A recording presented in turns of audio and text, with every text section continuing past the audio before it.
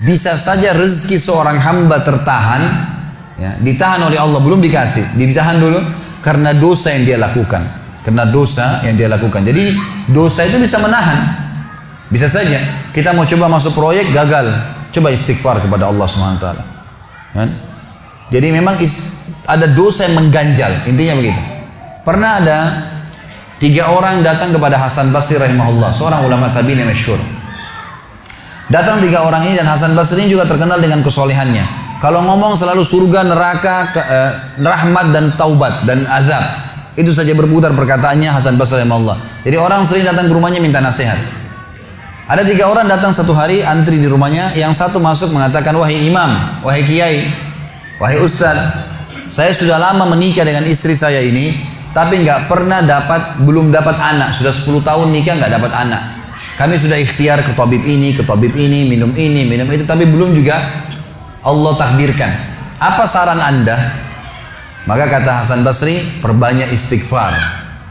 Perbanyak ya, bukan kerjakan istighfar, perbanyak. Terus lisanmu astagfirullah wa atubu ilaih, astagfirullah terus diucapin, jangan berhenti. Gitu kan. Maka kemudian keluar orang tersebut. Masuk orang kedua mengatakan, wahai imam, saya sudah lama kena penyakit di perut saya, sakit terus. Kalau sakit saya sampai nggak bisa tahan, rasanya pengen mati saja kena sakitnya. Sudah coba berobat ke sana sini nggak sembuh-sembuh. Apa saran Anda? Kata Hasan Basri, perbanyak istighfar. Perbanyak istighfar. Amalin, pulang. Datang orang ketiga mengatakan, wahai imam, saya sudah lama bekerja banting tulang. Mayoritas waktu saya sehari kerja keras. Tapi saya tidak pernah kaya seperti fulan. Ditunjuk orang kaya di kota itu, di kota Basra, di Irak. Apa saran Anda? Kata Hasan Basri, perbanyak istighfar. Pulanglah 3 orang ini. Lalu kemudian istri Hasan Basri bertanya, wahai suamiku, ketiga orang ini tadi butuh, satu mungkin dikasih modal, mungkin satu ditunjukkan tabib yang tepat, mungkin obat. Kenapa Anda cuma suruh istighfar saja?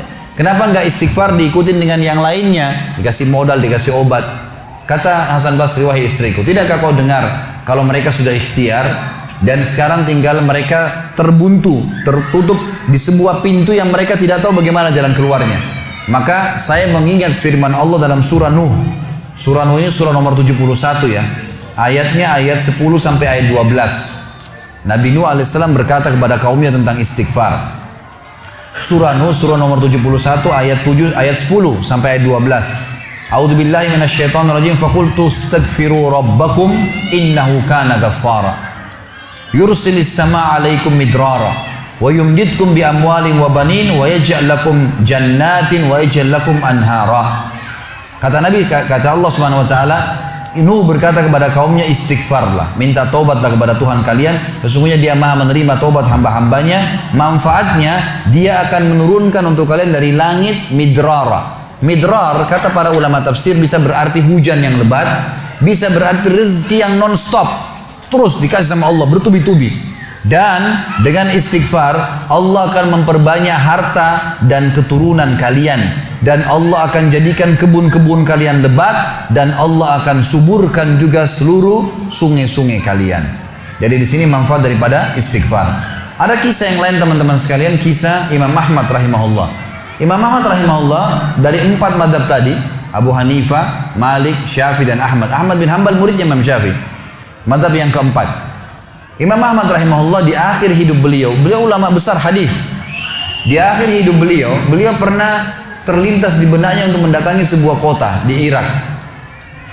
Kenapa ke sana nggak tahu. Pokoknya pengen ke sana gitu. Imam Ahmad pergi ke sana. Tiba di kota itu, tapi saya tidak temukan dalam riwayat ini kota apa yang dimaksud. Tiba di kota itu, Imam Ahmad tiba azan maghrib.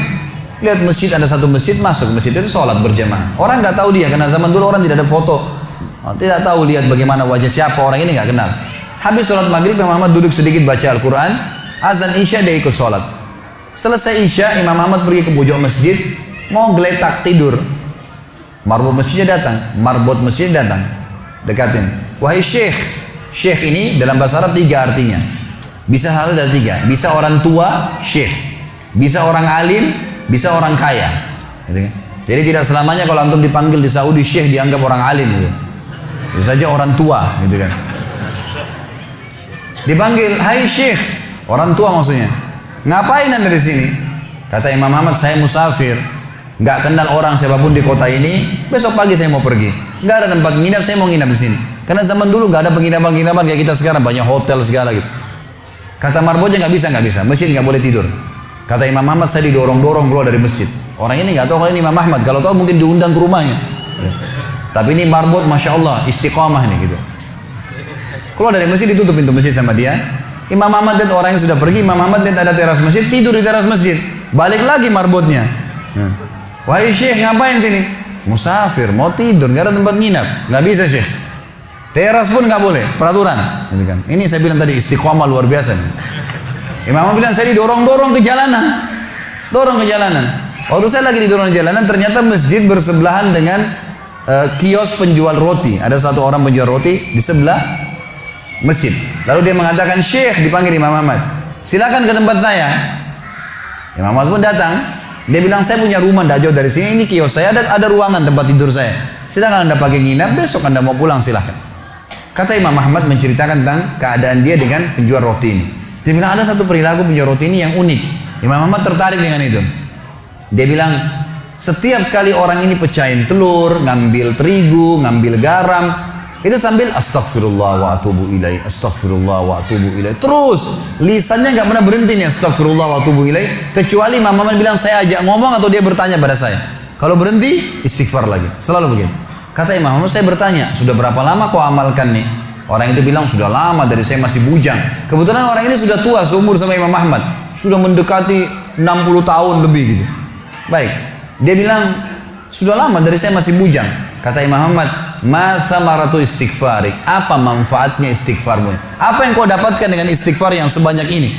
Kata dia, tidak ada apapun yang saya minta kepada Allah kecuali diijabah. Apa saja saya minta Allah kasih, tinggal satu yang belum Allah kasih. Kata Imam Ahmad, apa itu? Dia bilang, saya minta dipertemukan sama Imam Ahmad.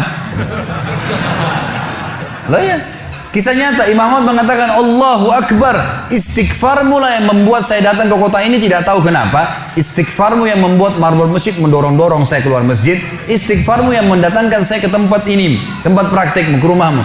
Karena saya adalah Ahmad bin Hanbal. Saya adalah Ahmad ibn Hanbal. Bagaimana istighfar teman-teman sekalian mendatangkan rezeki yang luar biasa. Permintaan apapun didatangkan. Seorang alim ulama biasa didatangin, ini malah didatangkan sama Allah ke tempat orang ini karena istighfarnya. Dari memperbanyak istighfar manfaatnya sangat besar.